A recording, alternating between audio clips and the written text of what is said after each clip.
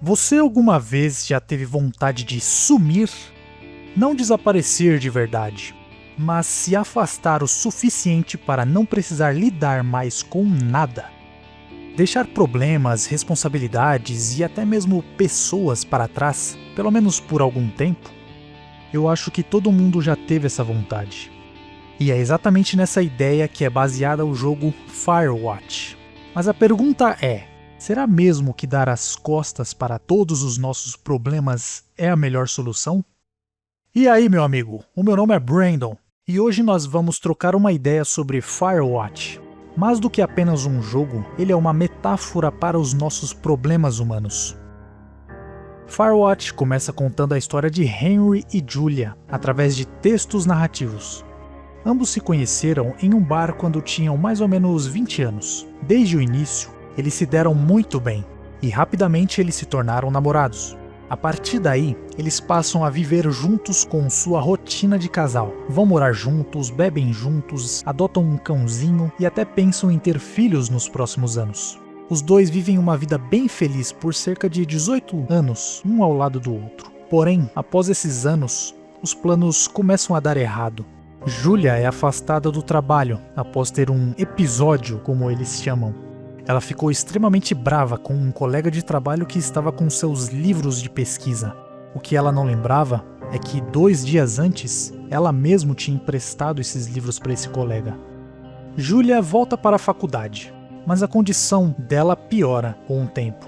Ela começa a não se lembrar de coisas básicas da aula. Seu comportamento também começa a mudar. À noite, ela dirige seu carro até a cidade vizinha sem motivo algum e precisa ser trazida de volta para casa pela polícia. Ao consultar vários médicos, o casal se depara com uma verdade dolorosa. Julia estava sofrendo prematuramente de Alzheimer aos 41 anos de idade. Essa condição fez com que ela fosse afastada do trabalho permanentemente.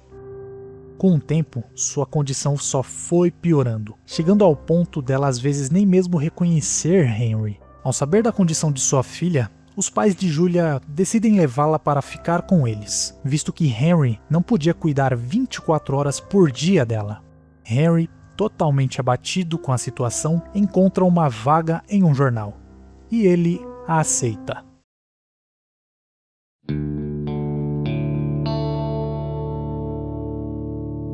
A introdução desse jogo é contada enquanto Henry se dirige para onde ele irá trabalhar nas próximas semanas, uma torre de observação no meio da Floresta Nacional de Shoshone, em Wyoming, nos Estados Unidos. A vaga para a qual Henry se aplica é a de vigia de incêndios. Pelos próximos 78 dias, Henry é encarregado de cuidar dessa área. Ao chegar em seu local de trabalho, Henry tem o primeiro contato com Delilah, a supervisora dos guardas florestais e vizinha da nossa torre. Uma das primeiras coisas que Delilah nos pergunta é: qual é o seu problema? Ela diz que todo mundo só aceita aquele trabalho porque está tendo algum problema na vida. Eles têm uma rápida interação, terminando com Delilah dando boas-vindas ao trabalho. No primeiro dia, Delilah vê algumas pessoas atirando fogos de artifício na área, o que era estritamente proibido. Delilah então pede para nós intervirmos nessa prática. Essa primeira missão serve para entendermos melhor qual que é desse jogo. Como guarda florestal, nosso trabalho é manter em ordem a floresta e comunicar a Delilah qualquer coisa fora do normal.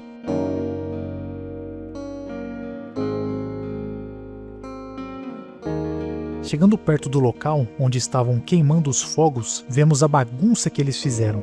Aqui podemos limpar tudo e confiscar os fogos de artifício. No lago, avistamos 2 mulheres alteradas com um som alto. Henry pede para que elas parem com aquela agitação toda e elas vão embora falando um monte para Henry. E é aqui onde podemos fazer uma das coisas mais satisfatórias do jogo: ferrar com a caixa de som delas.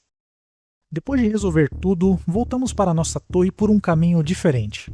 Ao subir a colina, uma figura estranha aparece olhando diretamente para nós. Delilah e Henry não dão muita bola de início, mas Henry, ao voltar para sua torre, encontra ela totalmente vandalizada. No segundo dia, somos encarregados de verificar alguns cabos de telefones que se partiram durante a noite pelo vento. No caminho indo até os postes, Delilah nos pergunta como era a nossa vida lá fora. Aqui podemos escolher se queremos falar sobre Julia ou não. No início, Henry evita um pouco falar da condição real de Julia, e Delilah nos fala algo bem interessante.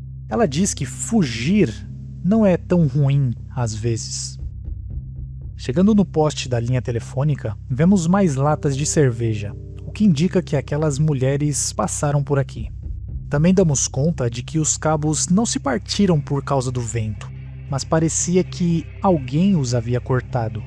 No caminho de volta para sua torre de observação, Henry encontra uma mochila que pertencia a Brian Goodwin. Quando ele diz esse nome, Delilah fica um tanto quanto surpresa. Ela conhecia o garoto. Segundo ela, Brian era um garoto brilhante, um nerd que gostava de Dungeons and Dragons, quadrinhos, livros e games. Esse menino estava ajudando seu pai nas atividades de guarda florestal, há mais ou menos 3 anos atrás, na mesma torre em que Henry está hoje. Porém, um dia os dois simplesmente foram embora, sem mais nem menos. Delilah nos diz que sempre gostou do garoto, e por isso deixou que ele estivesse junto de seu pai na floresta, mesmo que isso fosse legal.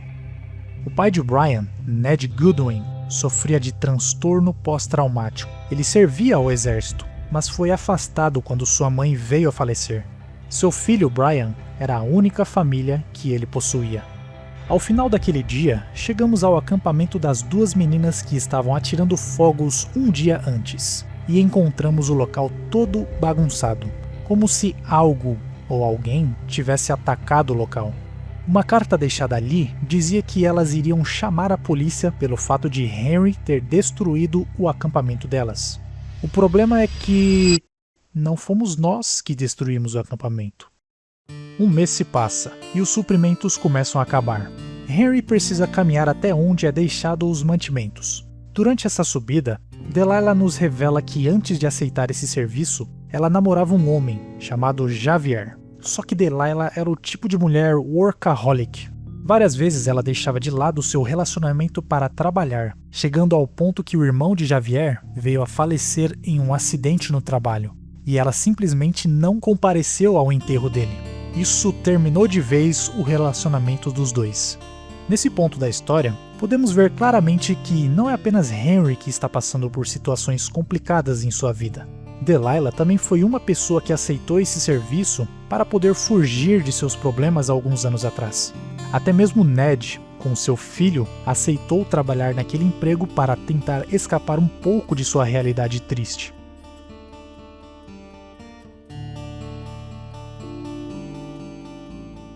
Mais um mês se passa e nos deparamos com o maior incêndio florestal da temporada. Henry e Delilah conversam noite adentro. Nesse ponto da história, os dois já são bem próximos um do outro, a ponto de Delilah começar a flertar com Henry. Aqui você pode escolher se vai corresponder ou não ao flerte. A relação entre Henry e Delilah é uma das coisas mais legais desse jogo. Rapidamente eles se tornam amigos, fazem piada um com o outro, jogam papo fora, e mais pra frente, ambos se veem presos juntos em um mistério bem sinistro.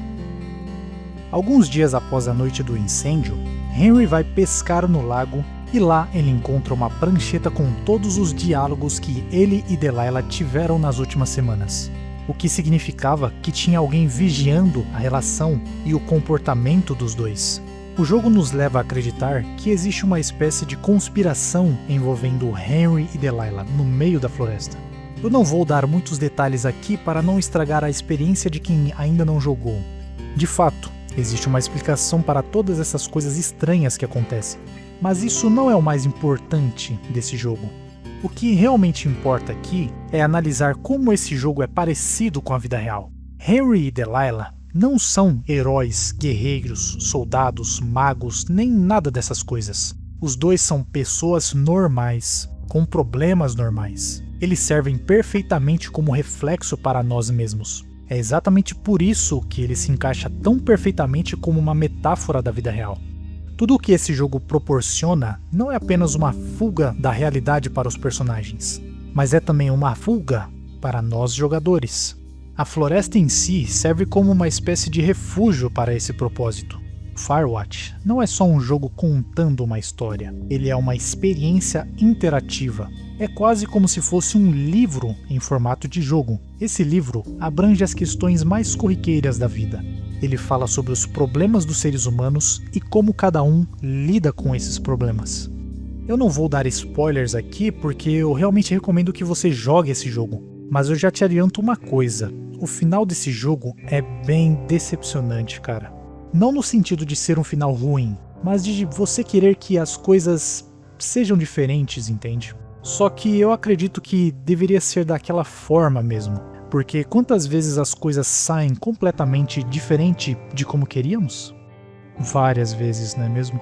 Isso só reforça o quão próximo da realidade esse jogo está.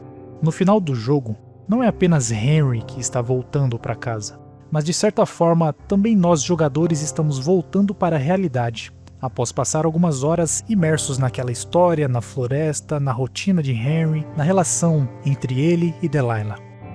Firewatch nos diz que às vezes fugir e esquecer os problemas não é algo ruim. Às vezes é até mesmo necessário para esfriar a mente e pensar com mais clareza sobre a sua situação. Mas esse jogo também deixa uma coisa bem claro: mesmo que nós tentássemos fugir de tudo, mais cedo ou mais tarde, vai ser necessário voltarmos para encarar os nossos problemas de frente. E quando isso acontecer, a realidade vai estar lá te aguardando.